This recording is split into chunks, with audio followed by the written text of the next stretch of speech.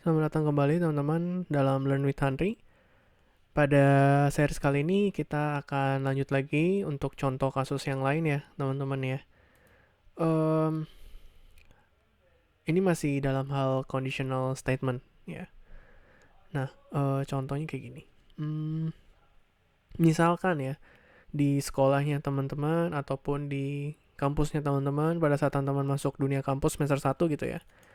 Penilaian kan biasa diberikan dalam bentuk grade ya. Contoh, grade misalkan 85 sampai 100 itu adalah A, ya. Kemudian B itu misalkan 75 sampai 84. Oke. C itu adalah 65 sampai 74.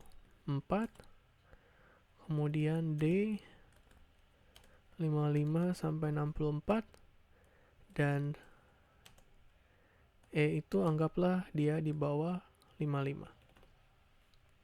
Oke. Nah, kita pengen coba membuatkan halnya seperti ini. Jadi pada saat kita berikan inputannya misalkan adalah 88, berarti nanti grade-nya yang akan keluar adalah grade A dan seterusnya ya. Kalau inputnya adalah 75, so yang grade-nya yang keluar adalah B ya. Hal inilah yang pengen kita coba sama-sama buatkan ya teman-teman ya. Oke. Oke, ini saya komen ya, teman-teman udah dapat idenya gimana. Kita buatkan include kita.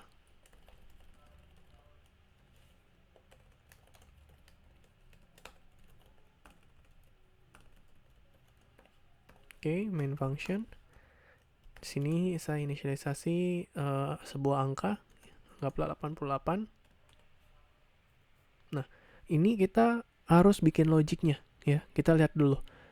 Berarti grade A sampai E itu mempunyai ya setidaknya ada 5 kondisi gitu ya. Jadi kita bisa buatkan if number lebih besar sama dengan 85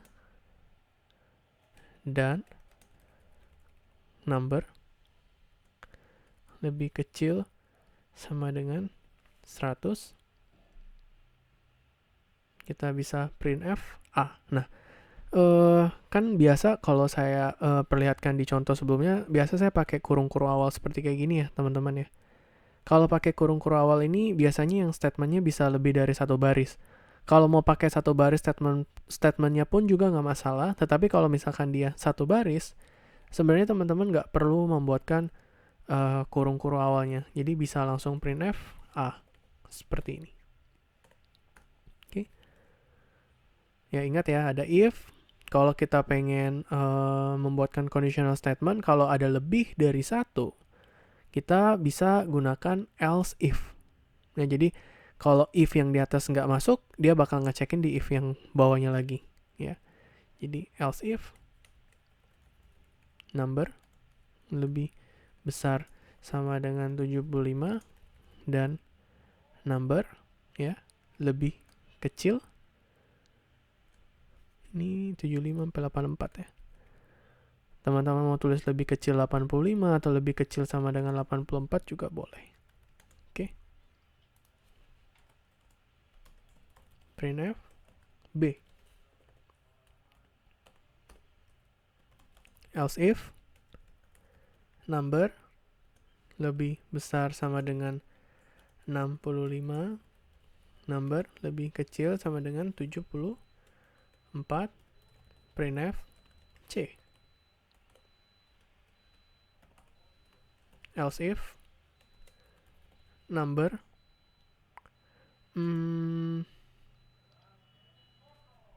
lebih besar sama dengan, sekarang kita buat D ya, berarti 55 sampai 64. Number lebih kecil sama dengan 64, printf D. selebihnya printf save dulu.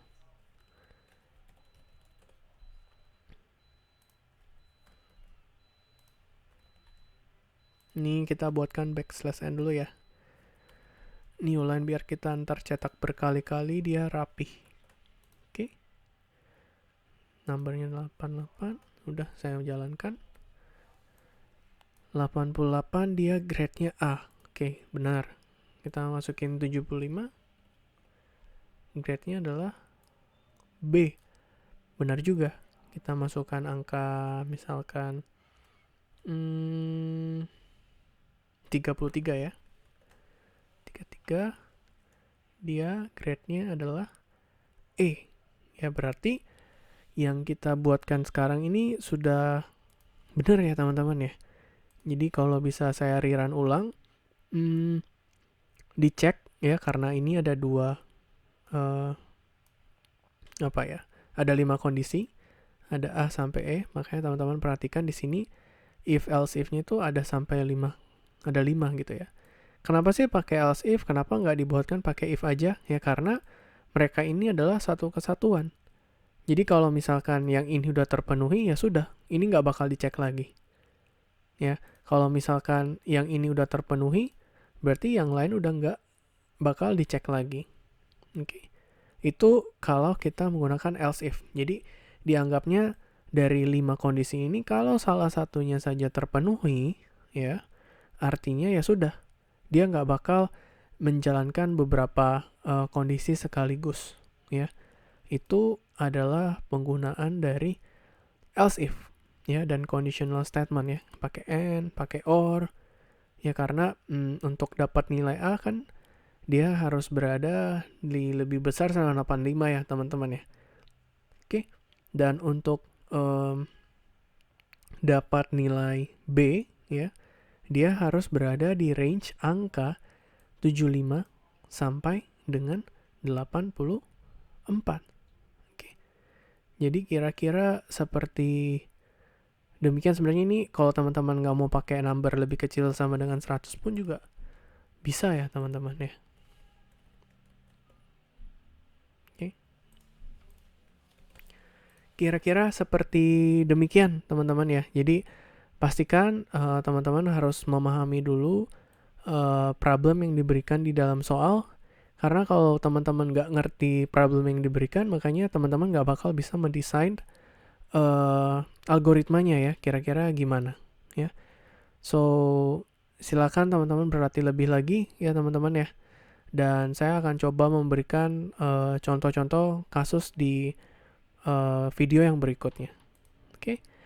Sekian dulu, sampai ketemu lagi pada video tutorial yang berikutnya.